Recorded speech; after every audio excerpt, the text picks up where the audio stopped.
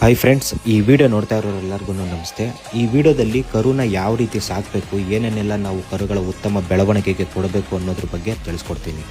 ಕರು ಹುಟ್ಟಿದ ಮೊದಲನೇ 3 ದಿನಗಳು 6 ಲೀಟರ್ ಹಾಲನ್ನ ಪ್ರತಿದಿನ ಕೊಡಬೇಕು. ಅದನ್ನು 2 ಅಥವಾ 3 ಟೈಮ್ಗೆ ಸ್ಪ್ಲಿಟ್ ಮಾಡಿ ಕೊಡಿ.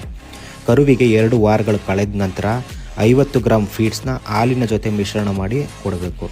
ಮತ್ತು ಸಿಹಿ ಗೆಣಸು ಏನಾದರೂ ಸಿಕ್ಕಿದ್ರೆ ಅದನ್ನು 100ರಿಂದ 150 ಗ್ರಾಮ್ ಕೊಡೋದಕ್ಕೆ ಸ್ಟಾರ್ಟ್ ಮಾಡಿ. ಕರು 1 ತಿಂಗಳು ಕಳೆದ ನಂತರ 3ರಿಂದ 4 ಲೀಟರ್ ಹಾಲನ್ನ ಕೊಡಿ.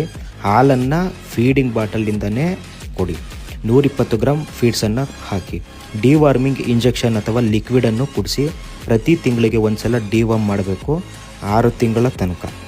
6 ತಿಂಗಳ ಕಳೆದ ನಂತರ 3 ತಿಂಗಳಿಗೆ ಒಂದ್ಸಲ ಡಿವಾರ್ಮ್ ಮಾಡಿಸಿ. NDEMA+ ಪ್ರೋಟೀನ್ ಸಪ್ಲಿಮೆಂಟ್ ಕೊಡೋದಕ್ಕೆ ಸ್ಟಾರ್ಟ್ ಮಾಡಿ.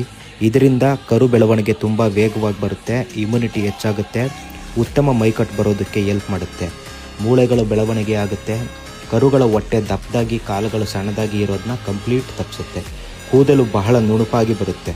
2 ತಿಂಗಳು ಆದಮೇಲೆ 2ರಿಂದ 3 ಲೀಟರ್ ಹಾಲು ಕುಡಿಸಿ. ಫೀಡ್ಸ್ ಕೊಡಬೇಕು, ಮಿನರಲ್ ಲಿಕ್ ಕೊಡಬೇಕು. ಇದರಲ್ಲಿ ಉಪ್ಪು, ಕ್ಯಾಲ್ಸಿಯಂ ಮತ್ತು ಮೆಗ್ನೀಷಿಯಮ್ ಇರುತ್ತೆ. ಇದರಿಂದ ಜೀರ್ಣಕ್ರಿಯೆ ಚೆನ್ನಾಗಾಗುತ್ತೆ, ಹೆಲ್ತಿ ಬೋನ್ಸ್, ವಾತಾವರಣ ಚೇಂಜ್ ಆದಾಗ ಇಮ್ಯುನಿಟಿ ಚೆನ್ನಾಗಿ ಕೆಲಸ ಮಾಡುತ್ತೆ. 3 ತಿಂಗಳ ನಂತರ ಹಾಲು 1ರಿಂದ 2 litre, feeds, minerals, deworming, NDEMA+ supplements ಕೊಡಿ. 4 ತಿಂಗಳ ನಂತರ ಸಂಪೂರ್ಣ ಡ್ರೈ ಫೀಡ್ಸ್ ಕೊಡೋದಕ್ಕೆ ಸ್ಟಾರ್ಟ್ ಮಾಡಿ. ಸೈಲೇಜ್, ಮಿನರಲ್ಸ್ ಮತ್ತು ಸಪ್ಲಿಮೆಂಟ್ಸ್ ಕೊಡಿ. 5ರಿಂದ 12 ತಿಂಗಳವರೆಗೆ 1ರಿಂದ 2 kg dry feeds, minerals, silage, deworming. ಇದನ್ನು ಕರೆಕ್ಟಾಗಿ ನೀವು ಮಾಡೋದೇ ಆದರೆ ನಿಮ್ಮ ಕರು ತುಂಬ ಚೆನ್ನಾಗಿ ಬರುತ್ತೆ ಮತ್ತು ಹಾಲಿನ ಇಳುವರಿಯನ್ನು ಜಾಸ್ತಿ ಎಕ್ಸ್ಪೆಕ್ಟ್ ಮಾಡ್ಬೋದು. ಈ ವಿಡಿಯೋ ಇಷ್ಟ ಆದರೆ ಲೈಕ್ ಮಾಡಿ, ಕಮೆಂಟ್ ಮಾಡಿ ಮತ್ತು ಡೈರಿ ಫಾರ್ಮರ್ಸ್ಗೆ ಶೇರ್ ಮಾಡಿ.